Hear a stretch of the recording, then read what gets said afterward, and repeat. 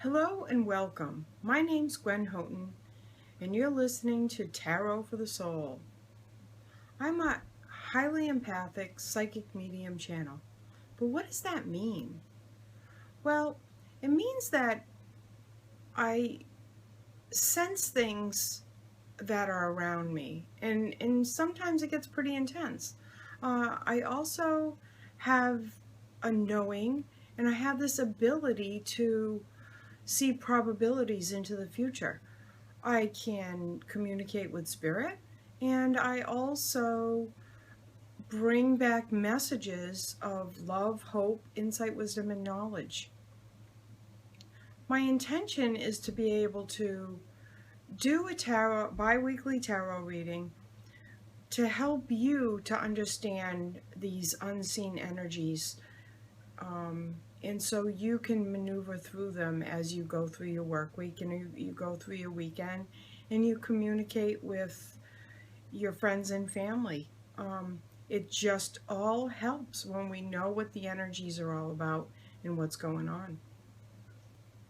So the first thing I'm going to do is a short visualization, and that's going to help us to create a focus. And then I'm going to go through the tarot cards, and then to end the session I will be reading a passage from my book that's called Living Your Successful Life. I want you to be able to take this time for yourself. So be in a quiet place so you can free from the noise and whatever's going on around you. Take this 20-30 minutes and just allow your mind to quiet. Allow yourself to be centered and allow spirit to come in. You may be getting different information than I get, and that's okay. That's what makes this so amazing and so personal for each and every one of you.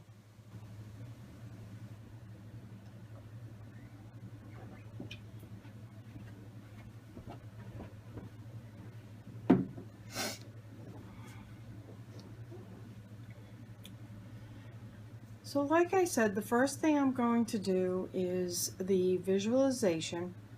So take this opportunity, to stop the video, get yourself comfortable, be in a nice quiet place, and just take this time for yourself. You might want to get a pen and paper too for while I'm doing the reading. You may be getting messages about the cards, and that's fine too. I actually call that reading between the lines when I am, unfortunately, for my husband, when I talk to people and I start getting my own information, so I have to be really careful with it. But for you guys, this is perfectly natural, and this is why this reading is for you, and can be yours for your individual day, week, and the time coming up. So I do this for all my clients, whether I'm over the phone or in person, unless they don't use cards, but I always do the visualization. So close your eyes and take a deep breath. Exhale. Start to create a focus. Bring your focus to your breath. And start to picture a beautiful ball of white light. And this white light is filled with love and calming energy. And just start bringing this beautiful white light down into your head and gently rock your head back and forth. Helps to release any tension, because we hold a lot of tension in the back of our head. And continue bringing this beautiful white light down into your neck and shoulders, dropping your shoulders, relaxing as you go. And this beautiful white light continues down into your arms, down into your chest, into your heart chakra. Breathe it into your heart chakra, this beautiful white light. And exhale out any unwanted energies. They're not good or bad. We just don't need them right now. And continue bringing this beautiful white light down into your waist,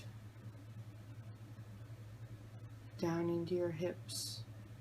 And this beautiful white light continues down into your knees, your ankles, your toes, all the way down into the earth. And Earth Mother takes any unwanted energies and she transmutes them into love and light.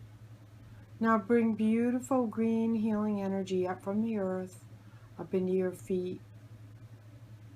And continue bring this beautiful green healing energy up into your ankles. Feel it going up into your knees.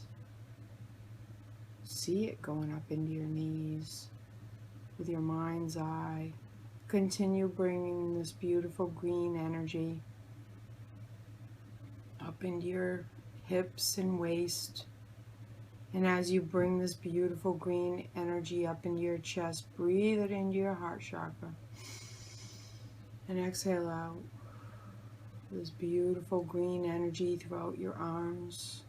And this beautiful green energy continues up into your shoulders, up into your neck and head, all the way up into the heavens. And this connects us with all of the universe.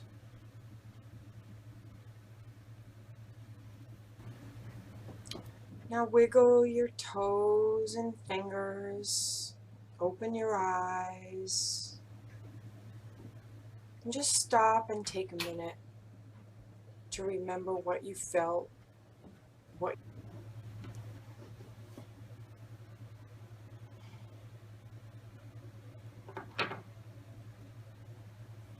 So the first card I pick comes from my Animal Speak deck, and there's all kinds of animals on the deck.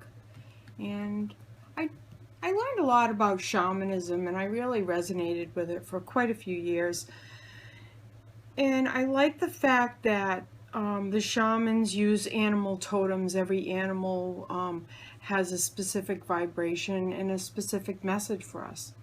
And so for this specific reading, for the next 2 weeks, where we have a full moon in Pisces, is the number 5, the Hierophant. And it's the white crane. It's about longevity, honor, and spiritual justice. Quite fitting for Pisces. And knowing that this is a very powerful time for change that's coming. The number 5 is about change, and it's also about our 5 bodies. We have the physical body, the mental body, the emotional body, the spiritual body, and the energetic body. And so this is a time of awakening, and it's a time to start to understand all the different aspects of us. Because the physical body is just one aspect, and it's actually the only aspect that is physical. The rest of us, the rest of who we are and what we are, is non-physical. And so these are the different aspects of ourselves that we need to start to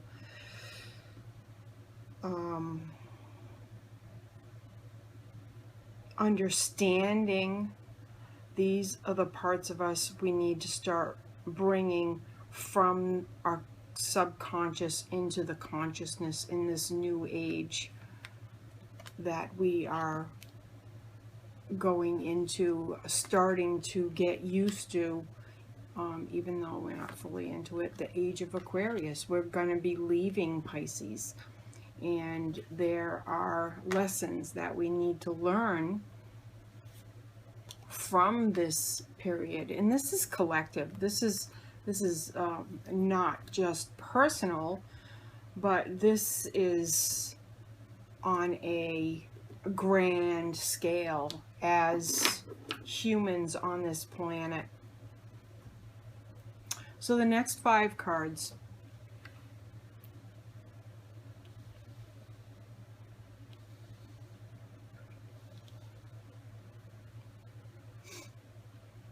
represent the past, the present situation.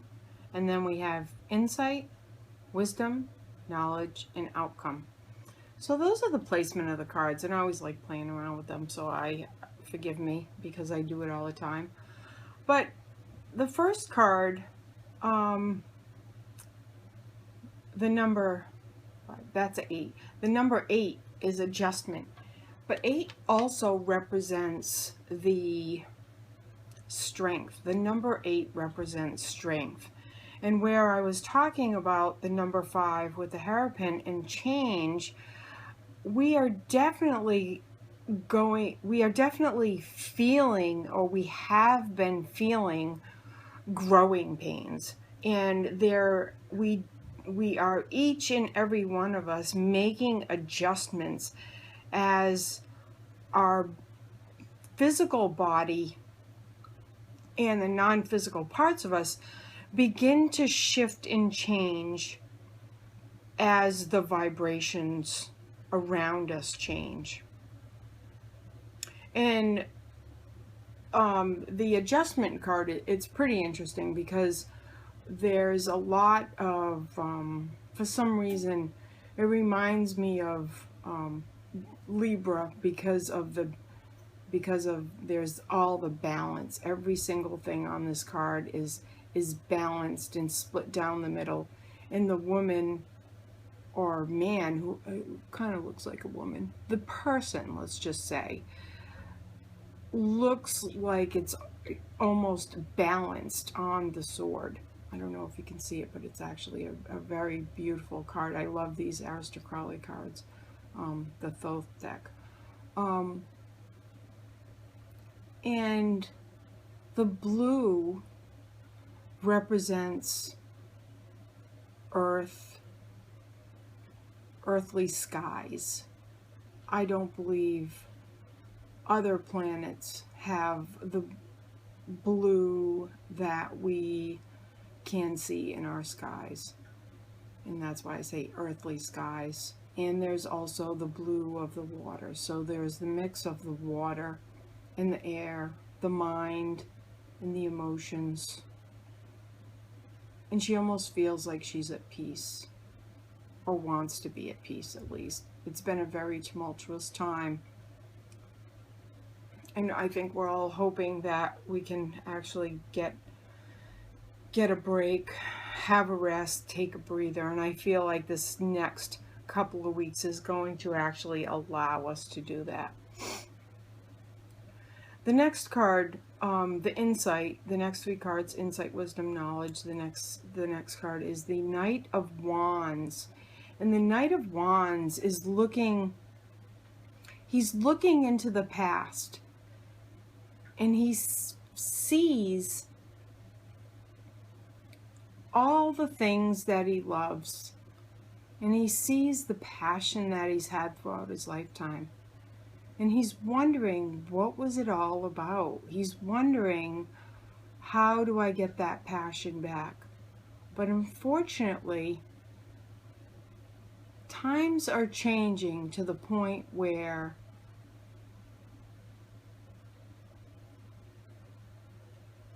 the old ways are falling away. And what was once something that we loved, it's almost like something that we're getting bored with now. It doesn't give us the same satisfaction. And it's time to move on. It's time to look into new things. It's time to develop new ideals. It's time to go back to school. It's time to think about getting a new job or doing some organizing, doing something different in your old job.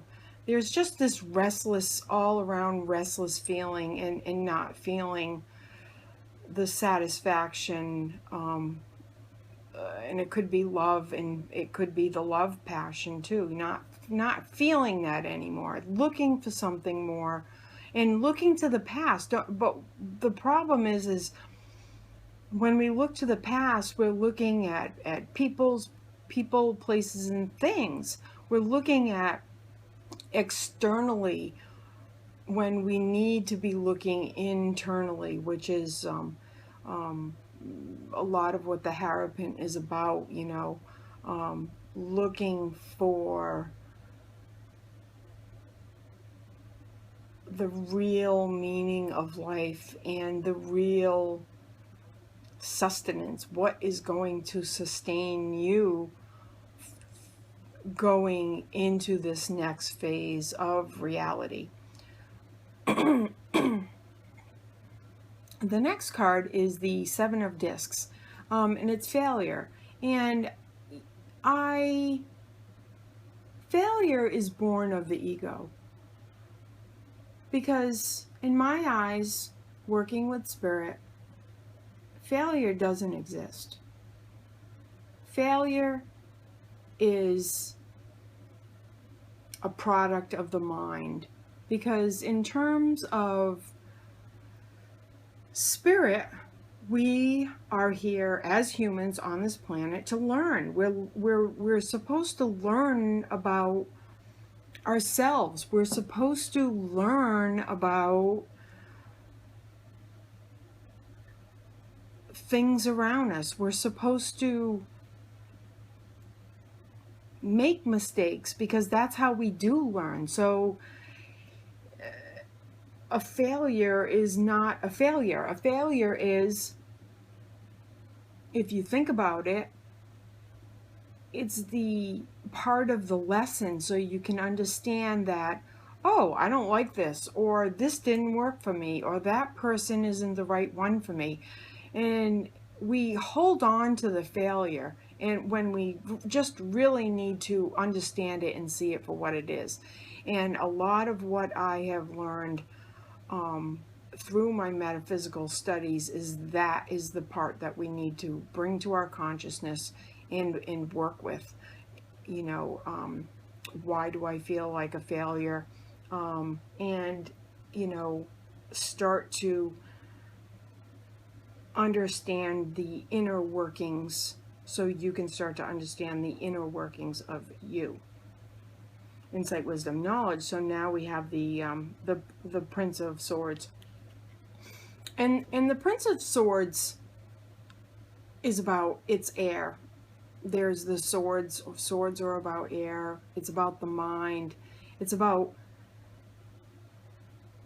a lot of times when I see this card, it's turmoil, but it's also about decisions that need to be made, and we labor over decisions. So laboring over the decision oftentimes creates the chaos in our mind, where the mind is racing and the mind is obsessing.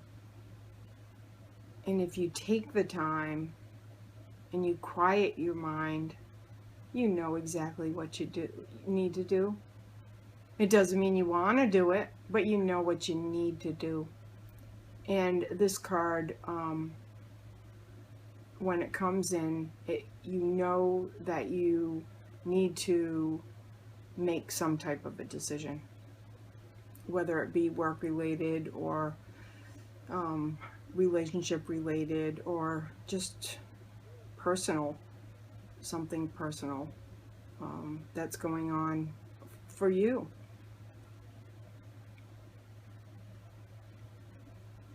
Again, this is a good time to go within, write down what your options are, because we always have options. We might not think we do, but we do. And understand that there are ways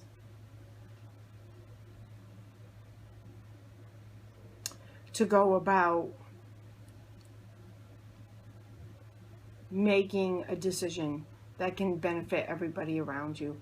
We spend so much time laboring over it. We think we're going to hurt somebody. We think we're going to do something wrong. We're going to make the wrong decision. But when it comes right down to it, on a soul level, again, with the failure, you can't make any, you can't make any wrong decisions. You could, but I mean, you're going to find out, the universe will always give you another chance to make another decision.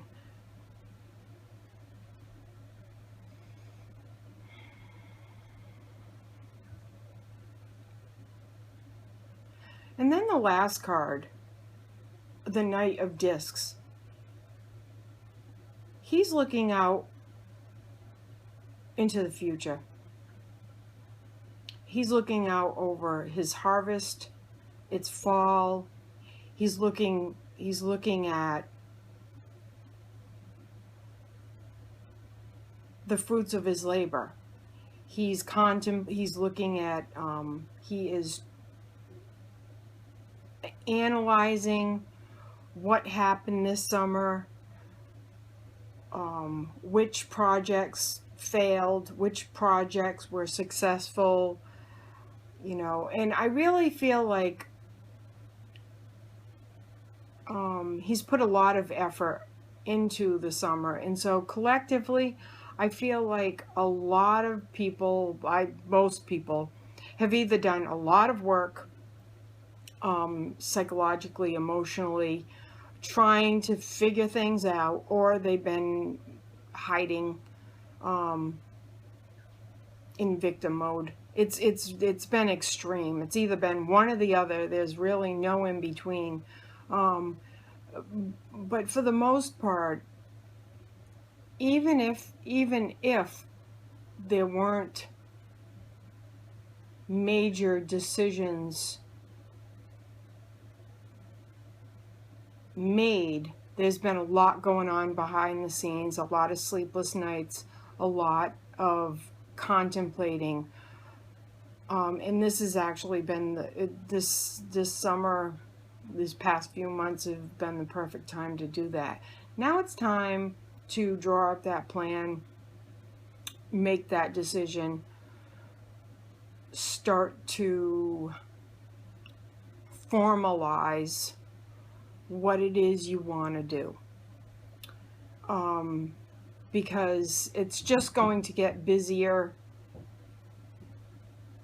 and busier as the month unfolds. Even though there's a little bit of a breather this next couple of weeks, things are going to kind of start to ramp up mid to late September, and we're really going to be pushed outside of our comfort zones in a good way, though, because there's this energy that is building to want to be able to do something, to feel this fresh new energy. There's something about it that's exciting and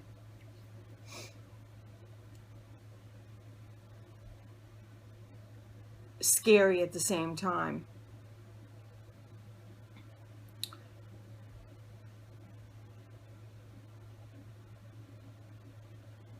So with that being said,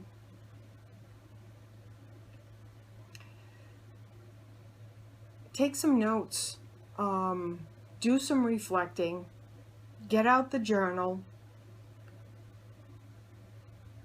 While everything's fresh in your mind from the summer, just start to make notes on what did happen this summer. Start that reflection process. Mercury is in shadow, starting to go. It's going to be going to retrograde, and so it is that time to reflect and formulate ideas for the next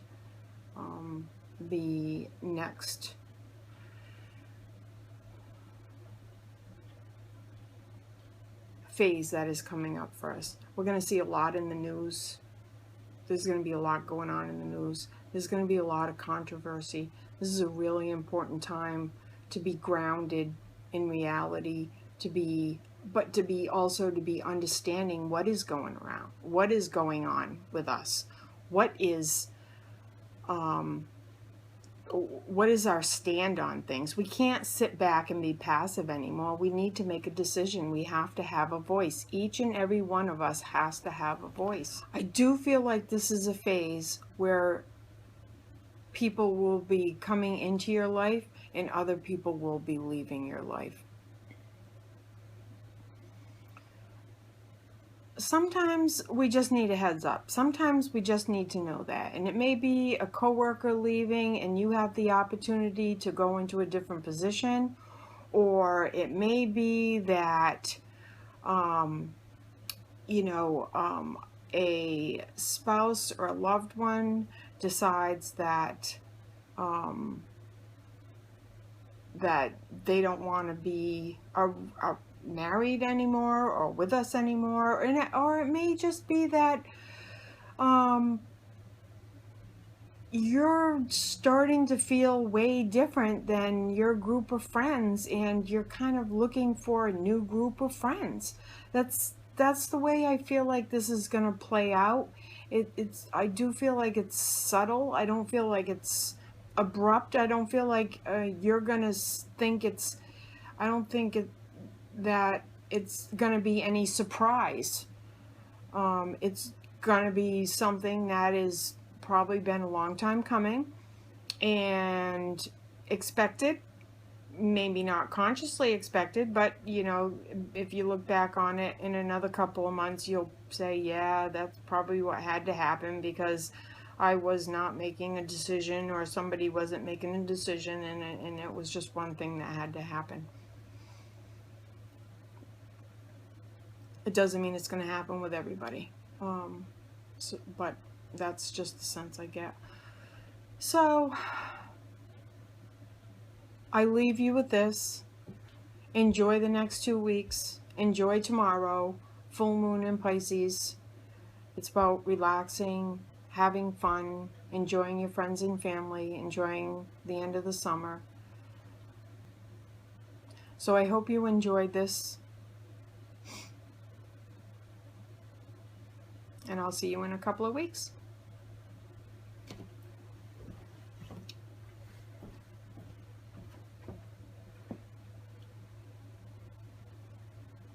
So now that the reading is over, I'm going to open my book up like I said I was going to. And this is my book, Living Your Successful Life. I just published the hard copy earlier this year. So I'm very excited about that. I'm just going to flip through and go to a page. And I do this a lot when I'm just trying to get some, I do this a lot for myself when I'm just trying to get some guidance. And so this is what it says. I see your guides and your soul family this way. There is this great big ball of knowledge, and it holds all of the information from the past, present, and future, aka the universal knowledge. Then there is your soul family, and they are like a constellation of stars that are circling around you, and they have similar vibrations to you. Other people may be connected to your soul family, and they may have their own soul family, or their own constellation of stars that hover around them, and not you.